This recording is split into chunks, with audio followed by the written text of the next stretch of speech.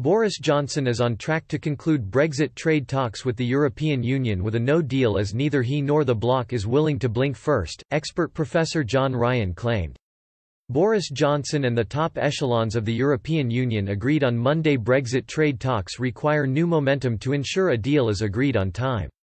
But despite the Prime Minister showing the UK negotiating team is ready to work harder for an agreement, Professor John Ryan from Brexit Partners forecast Britain will not give in to demands. Speaking to RT UK, Professor Ryan said, "I don't think either is actually going to blink first, because I've always been of the opinion that the government's main idea is to go out on WTO rules, and that means a no-deal Brexit. That would call into question one major issue, which would be Northern Ireland. With no agreement, the withdrawal agreement loses its effect, and so the protocol there won't be in place and we would have a hard border.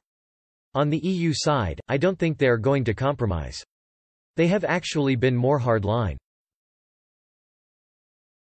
EU chief negotiator Michel Barnier is believed to have launched an attempt to convince EU member states to tone down their demands but has not succeeded so far.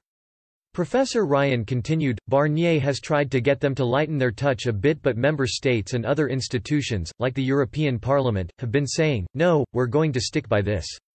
So at the moment, we are at the point where we're going to go towards October that we're going to see some inkling of some compromises maybe. But both sides are still dealing with COVID-19, the EU have other issues to deal with in terms of their budgetary talks, which are a bit stalled at the moment. It doesn't look like anyone is going to blink at this stage. Mr. Johnson on Monday virtually met with European Commission President Ursula von der Leyen, European Council President Michel Barnier and European Parliament President David Sassoli. The meeting reviewed the state of the Brexit negotiations so far and appeared to renew the Prime Minister's optimism about reaching an agreement.